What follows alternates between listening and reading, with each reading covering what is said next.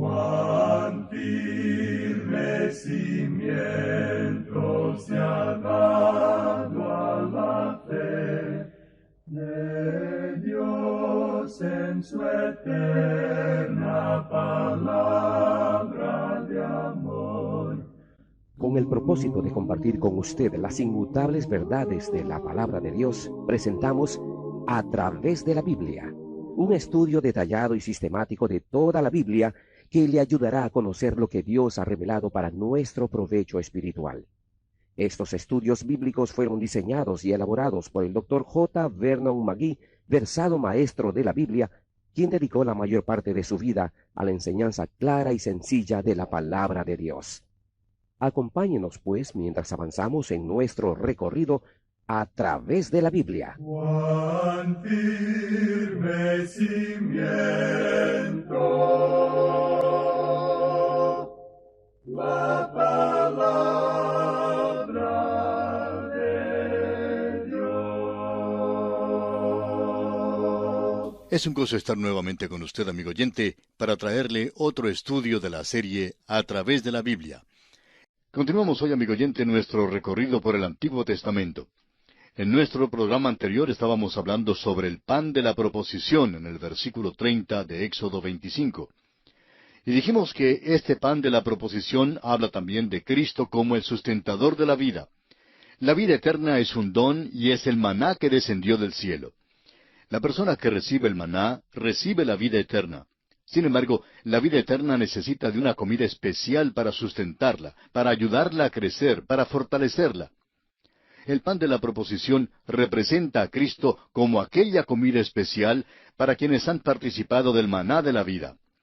El Señor Jesucristo se ve aquí en otra ilustración que Él también usó. El pan de la proposición era hecho de grano molido y sin levadura, amasado y cocido. En Levítico 24:5 leemos: Y tomarás flor de harina y cocerás de ella 12 tortas, cada torta será de 2 décimas de efa. Luego encontramos en el Evangelio de Juan, capítulo 12, versículo 24, que el Señor Jesús dijo: de cierto os digo, que si el grano de trigo no cae en la tierra y muere, queda solo, pero si muere, lleva mucho fruto.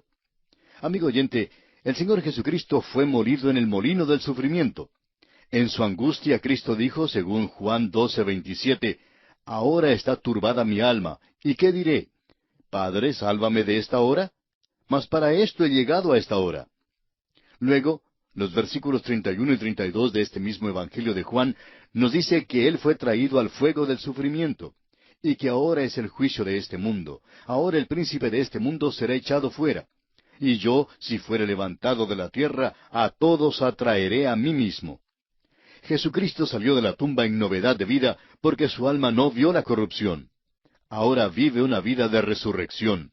Él es el pan de la proposición del cual el creyente come para sustentar la vida eterna y para estimular el crecimiento. El cristiano debe comer del Cristo vivo, debe apropiarse de Cristo como Él es hoy en día, viviendo a la diestra de Dios. Jesucristo dijo, Yo soy el pan de vida. Hay un antiguo proverbio que contiene el pensamiento de que una cosa crece de lo que come. Hace ya algún tiempo publicaron un libro sobre el tema de las dietas, el cual lleva como título, Usted es lo que come. La dificultad hoy en día es que hay demasiados cristianos que no están comiendo de Cristo. Hay que comer de Él para poder crecer. El apóstol Pablo en su segunda carta a los Corintios, capítulo 5, versículo 16, nos dice, De manera que nosotros de aquí en adelante a nadie conocemos según la carne, y aun si a Cristo conocimos según la carne, ya no lo conocemos así. Amigo oyente, ya no conocemos a Cristo según la carne. Debemos comer de Él como Él es hoy en día. Él es el Cristo vivo y debemos crecer acudiendo a Él. El siguiente mueble que tenemos es el candelabro de oro. Muchas traducciones, como la Reina Valera, lo llaman candelero, pero era realmente un candelabro. Leamos los versículos 31 al 33 de Éxodo capítulo 25. Harás además un candelero de oro puro, labrado a martillo se hará el candelero. Su pie, su caña, sus copas, sus manzanas y sus flores serán de lo mismo. Y saldrán 6 brazos de sus lados, 3 brazos del candelero a un lado y 3 brazos al otro lado. 3 copas en forma de flor de almendro en un brazo, una manzana y una flor, y 3 copas en forma de flor de almendro en otro brazo, una manzana y una flor. Así en los 6 brazos que salen del candelero. Al continuar la descripción del versículo 34 hasta el versículo 39, la lectura se hace algo pesada. Así es que vamos a leer el versículo 40, donde dice, «Mira y hazlos conforme al modelo que te ha sido mostrado en el monte». El candelabro es probablemente la figura más perfecta de Cristo que se halla en el mobiliario del tabernáculo. Presenta a Cristo como el oro puro, y habla de su deidad. Lo presenta como Dios. La adoración tiene que ver con el andar en la luz. Es muy importante que veamos esto. Hemos estudiado la mesa para el pan de la proposición y vimos que hablaba del hecho de que cuando adoramos a Dios, debemos comer del Señor Jesucristo. Ahora, si usted va a la iglesia y es entretenido, o se le da una reseña de algún libro, o se escucha discutir algún tema social, o cómo se puede mejorar la ciudad, usted en realidad no está adorando a Dios. Simplemente está asistiendo a una reunión. Solo adora a Dios cuando come de Él, quien es la mesa para el pan de la proposición. Para adorar a Dios, también hay que andar en la luz. Cristo es la luz. Si uno deseaba la luz natural, tenía que salir fuera del tabernáculo. Si uno quería caminar en la luz del candelabro, tenía que ir dentro del tabernáculo. El apóstol Juan, en el capítulo 1 de su Evangelio, versículo 9, nos dice que Jesucristo, aquella luz verdadera que alumbra a todo hombre, venía a este mundo. Usted habrá notado que hay quienes aconsejan a otros por medio de palabras. Se nos dice que podemos ser engañados por filosofías y huecas sutilezas. Escuche usted las palabras del apóstol Pablo en su carta a los Colosenses capítulo 2, versículo 8. Mirad que nadie os engañe por medio de filosofías y huecas sutilezas, según las tradiciones de los hombres, conforme a los rudimentos del mundo, y no según Cristo. En Cristo, amigo oyente, no hay nada de tinieblas. El candelabro realmente era hecho de una pieza de oro labrada a martillo. Era muy adornado, tenía una caña central y extendiéndose de aquella caña había 3 brazos de cada lado, haciendo un total de 7 brazos. Cada brazo era como la rama de un almendro. Cada brazo tenía una flor, un fruto, y encima quedaba la flor abierta, y en ella había colocada una lámpara. Las lámparas eran llenadas de aceite. Las flores de almendro parecían ser de madera, pero eran de oro. Nos recuerda la vara de Aarón que floreció. Cuando la prerrogativa del sacerdocio de Aarón estuvo en tela de juicio, el florecer de su vara de almendro estableció su derecho al sacerdocio. La vara de almendro, un brazo muerto, fue vivificado y dio fruto. Cristo fue confirmado como el Hijo de Dios por medio de su resurrección de entre los muertos. La resurrección no hizo que Cristo fuera el Hijo de Dios, porque ya era el Hijo de Dios desde los designios eternos de Dios. La resurrección simplemente lo confirmó. Aarón era el sumo sacerdote nombrado por Dios, y su puesto fue confirmado por medio de la resurrección del brazo muerto de almendro. Y asimismo la resurrección de Cristo confirmó su sacerdocio. Cristo es nuestro gran sumo sacerdote. Se hizo hombre y tomó nuestra naturaleza. Fue tentado en todo según nuestra semejanza, pero sin pecado. Ahora, la base principal de su sacerdocio es su deidad. El sacerdote representaba al hombre delante de Dios. Y Cristo, como Dios que se hizo hombre, ahora es el Dios hombre que representa al hombre. Hay alguien en el cielo que me conoce y me comprende. Él es poderoso para ayudarme. La resurrección que lo declaró como Hijo de Dios, asimismo declaró su derecho al sacerdocio. Es interesante notar que las medidas del candelabro no son dadas. No se puede poner una cinta medidora a la deidad para medirla. El Hijo de Dios no puede ser medido. El candelabro daba luz en el lugar santo. Era el lugar de la adoración. El candelabro sostenía las luces y las lámparas a su vez revelaban la hermosura del candelabro. El aceite en las lámparas representa al Espíritu Santo. Hablando en cuanto al Espíritu Santo, en Juan 14:26, Cristo dijo, «Mas el Consolador, el Espíritu Santo, a quien el Padre enviará en mi nombre, Él os enseñará todas las cosas y os recordará todo lo que yo os he dicho». Amigo oyente, cuando usted y yo nos reunimos para adorar, nos reunimos alrededor de la persona de Cristo, y es el Espíritu Santo quien toma las cosas de Cristo y nos las revela exactamente como aquellas lámparas revelaban la hermosura del candelabro. El Espíritu Santo revela a Cristo como el Hijo de Dios. Cristo vino a la tierra por nosotros y vive ahora en el cielo para interceder por nosotros. Y así, amigo oyente, concluye nuestro estudio del capítulo 25 de Éxodo. Ahora, en el capítulo 26 consideraremos los siguientes aspectos. Las 4 coberturas o cortinas del tabernáculo. El lino de pelo de cabra, de pieles de carnero y de pieles de tejón. Además, consideraremos las tablas del tabernáculo y el velo para el arca. Sobre el tabernáculo propiamente dicho, había 4 coberturas. Las primeras eran de lino y cubrían aquella parte del tabernáculo que medía 30 codos de largo, 10 codos de ancho y 10 codos de altura. Estas coberturas de lino colgaban a cada lado del tabernáculo, pero no tocaban el suelo. Leamos el primer versículo de este capítulo 26 de Éxodo. Harás el tabernáculo de 10 cortinas de lino torcido, azul, púrpura y carmesí, y lo harás con querubines de obra primorosa. Esta cobertura de lino era hermosa y el resultado de una obra fina. El versículo 6 ahora dice, harás también 50 corchetes de oro, con los cuales enlazarás las cortinas la una con la otra, y se formará un tabernáculo. Estas cortinas tenían que ser cosidas para quedar enlazadas. Leamos ahora los versículos 7 y 8 de Éxodo 26. Harás asimismo cortinas de pelo de cabra para una cubierta sobre el tabernáculo. 11 cortinas harás.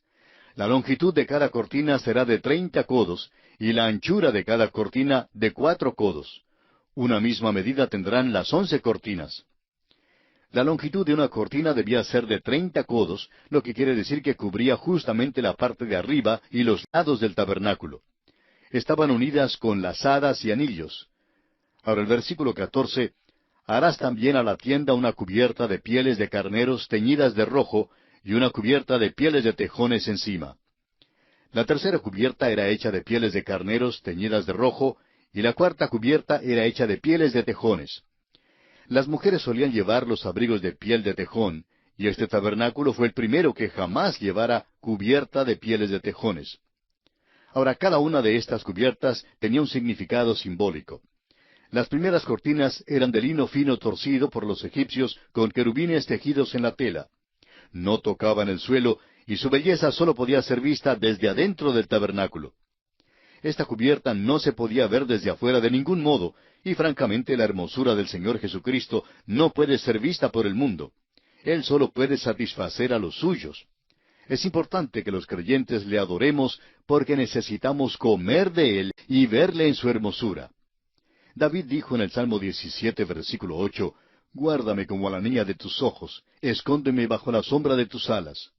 Las alas de los querubines estaban entretejidas en la tela de lino sobre el tabernáculo, y allí también es un buen lugar para estar escondidos nosotros. Debemos escondernos bajo aquellas alas y adorarle a Él, quien es digno de nuestra adoración. Ahora, la segunda cubierta estaba hecha de pelo de cabra y tocaba el suelo. Esta cortina habla de la importancia de Cristo para los pecadores. Las cortinas de pelo de cabra realmente eran vistas desde afuera y representan lo que el mundo puede ver. Son un símbolo de la muerte de Cristo, y este es el mensaje que debe ser dado al mundo. En Hebreos 9:26 leemos, De otra manera le hubiera sido necesario padecer muchas veces desde el principio del mundo, pero ahora, en la consumación de los siglos, se presentó una vez para siempre por el sacrificio de sí mismo para quitar de en medio el pecado. La palabra mundo en este versículo es mejor traducida por edad. Él ya ha aparecido, y este es el mensaje que debe salir a todo el mundo. Esta es la historia que cuentan las cortinas de pelo de cabra. La tercera cubierta era hecha de pieles de carneros teñidas de rojo. Esta cortina habla de la fuerza y vigor de Cristo y de su ofrenda en la cruz. Esta cortina muestra el aspecto externo de su ofrenda como nuestro sustituto. La cuarta cortina era hecha de pieles de tejones. Después de 40 años en el desierto, esta cortina sufrió los efectos del tiempo, pero siempre protegió lo que estaba dentro. Esta cortina nos habla del andar de Cristo delante de los hombres. Así como la cubierta de lino quedaba adentro para mostrar la hermosura de Cristo al creyente, las cortinas de pieles de tejón no tenían ninguna hermosura propia que revelar. Isaías 53:2 nos dice esto en cuanto a Cristo. Subirá cual renuevo delante de él, y como raíz de tierra seca. No hay parecer en él ni hermosura. Le veremos, mas sin atractivo para que le deseemos. No hay ninguna hermosura externa para que le deseemos. Tenemos que ir adentro para ver su hermosura. El mundo no ve en Cristo lo que nosotros vemos en Él. Y pasamos a considerar ahora las tablas y las basas del tabernáculo. Veamos los versículos 15 hasta el 19 de este capítulo 26 de Éxodo. Y harás para el tabernáculo tablas de madera de acacia que estén derechas. La longitud de cada tabla será de 10 codos, y de codo y medio la anchura. 2 espigas tendrá cada tabla, para unirlas una con otra. Así harás todas las tablas del tabernáculo. Harás pues las tablas del tabernáculo, 20 tablas al lado del mediodía, al sur, y harás 40 basas de plata debajo de las 20 tablas, 2 basas debajo de una tabla para sus 2 espigas, y 2 basas debajo de otra tabla para sus 2 espigas. Estas tablas fueron hechas de madera de acacia, que era una madera muy dura. En realidad era indestructible. Estas tablas estaban cubiertas de oro. Había 20 tablas en cada lado y 10 en la parte posterior del tabernáculo. Sí, había algo de solapa, por supuesto, pero esto realmente constituía el tabernáculo propiamente dicho. Algunos anillos colocados en las tablas y unos travesaños pasaban por los anillos uniendo así el tabernáculo. Todo lo del tabernáculo habla de la persona o de la obra de Cristo. Cada cortina, cada hilo y cada mueble revela algún aspecto del Salvador. Los travesaños hablan del hecho de que el Espíritu Santo une a la iglesia hoy en día. Los creyentes deben ser unidos por el Espíritu. El hecho es que a los creyentes se les ordena guardar la unidad del Espíritu en el vínculo de la paz. Cada una de las cortinas que cubrían el tabernáculo era de un color diferente y cada uno tenía su propio significado. Había el color azul, un color celestial. Había el color escarlata, que habla de la sangre de Cristo. Había un matiz del azul con el escarlata, lo que producía un color púrpura, que habla de la realeza. El azul y el escarlata hablan del cielo tocando la tierra, o sea, la humanidad de Cristo. La púrpura habla de Cristo como el Rey de los judíos. Las tablas, los travesaños y los anillos eran cubiertos de oro, lo que habla de la deidad de Cristo. Veamos ahora el velo para el arca. Leamos los versículos 31 y 32 de este capítulo 26 de Éxodo. También harás un velo de azul, púrpura, carmesí y lino torcido. Será hecho de obra primorosa con querubines. Y lo pondrás sobre 4 columnas de madera de acacia cubiertas de oro, sus capiteles de oro sobre basas de plata. El velo estaba colgado sobre 4 columnas y habla de la humanidad de Jesucristo. Las columnas estaban hechas de madera de acacia y cubiertas de oro con bases de plata adjuntas. Estas hablan de la deidad apoderándose de la tierra mediante la redención. No había nada encima de las columnas, pues simplemente eran cortadas. Isaías 53:8 nos dice, «Por cárcel y por juicio fue quitado, y su generación, ¿quién la contará? Porque fue cortado de la tierra de los vivientes, y por la rebelión de mi pueblo fue herido». Amigo oyente, Jesucristo fue cortado de la tierra de los vivientes. Solamente llegó hasta cumplir los 33 años. Ahora el velo propiamente dicho estaba hecho de lino torcido y era la única entrada hacia el lugar santísimo. El velo habla de la humanidad de Cristo. Cuando Cristo estuvo en la cruz, entregó el Espíritu, murió, y el velo se rasgó en dos, representando así la separación de su espíritu y su cuerpo. El velo en el templo se rasgó en dos, y la entrada hacia Dios quedó abierta. La única entrada a Dios hoy en día es por medio del Señor Jesucristo. Hay una sola entrada al lugar santísimo y un solo camino a Dios. Jesús dijo en Juan 14:6, «Yo soy el camino, y la verdad y la vida. Nadie viene al Padre sino por mí». Hay quienes creen que pueden llegar a Dios siendo sinceros o perteneciendo a una iglesia. Pues no lo cree, amigo oyente. Ese modo de pensar no tiene ningún apoyo en la palabra de Dios. Cuando nos paramos ante el velo, vemos a Cristo. Se nos recuerda nuestras imperfecciones y por medio de Cristo somos entonces traídos a la presencia de Dios. ¡Qué cuadro más maravilloso es el velo! Nos muestra la humanidad de Cristo. Amigo oyente, es la muerte de Jesucristo la que nos salva. Su vida sin mancha nos condena. Cuando me paro ante el velo, soy condenado. Me veo como alguien que no puede entrar en la presencia de Dios. Su muerte me salvó a mí y a todos los demás que creen en la obra de Jesucristo en la cruz. Leemos en el Evangelio según San Mateo capítulo 27, versículos 50 y 51, «Mas Jesús, habiendo otra vez clamado a gran voz, entregó el Espíritu. Y he aquí el velo del templo se rasgó en dos, de arriba abajo, y la tierra tembló, y las rocas se partieron. Amigo oyente, la muerte de Jesucristo nos salva, y el velo lo describe. Su muerte nos trajo a Dios. Y aquí termina el estudio del capítulo 26 de este libro de Éxodo. Nos quedan unos pocos minutos, así es que vamos a comenzar el capítulo 27. En este capítulo 27 estudiaremos el altar de los holocaustos y sus utensilios. También el atrio del tabernáculo y el aceite para las lámparas. Leamos entonces los primeros 3 versículos de este capítulo 27 de Éxodo. Harás también un altar de madera de acacia de 5 codos de longitud y de 5 codos de anchura. Será cuadrado el altar y su altura de 3 codos. Y le harás cuernos en sus 4 esquinas. Los cuernos serán parte del mismo. Y lo cubrirás de bronce. Harás también sus calderos para recoger la ceniza, y sus paletas, sus tazones, sus garfios y sus braseros. Harás todos sus utensilios de bronce. Los muebles en el atrio son hechos de bronce y hablan del pecado. La cuestión del pecado debe ser arreglada en el atrio antes de entrar al lugar santo. Todos los muebles en el lugar santo describen la comunión con Dios y la adoración de Dios. No hay pecado en el lugar santo. La cuestión del pecado debe tratarse en el atrio.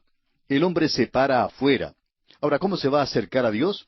Lo primero que debe tener es un sustituto que muera por él. El hombre puede evitar por un tiempo su encuentro con Dios, pero si quiere llegar a Dios y no morir, debe tener un sustituto. Alguien tendrá que morir en aquel altar de bronce por él. A veces a ese altar se le llama la mesa del Señor. Es llamado el altar de los holocaustos. Es donde Dios trata al pecador. Habla de la cruz de Cristo y del hecho de que Él es realmente quien murió en el lugar de los hombres. El apóstol Pablo en su carta a los Efesios capítulo 5 versículo 2 dice, «Y andad en amor, como también Cristo nos amó y se entregó a sí mismo por nosotros, ofrenda y sacrificio a Dios en olor fragante». Cristo fue nuestro holocausto.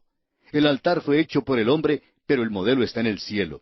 La cruz fue el altar del sacrificio escogido por Dios.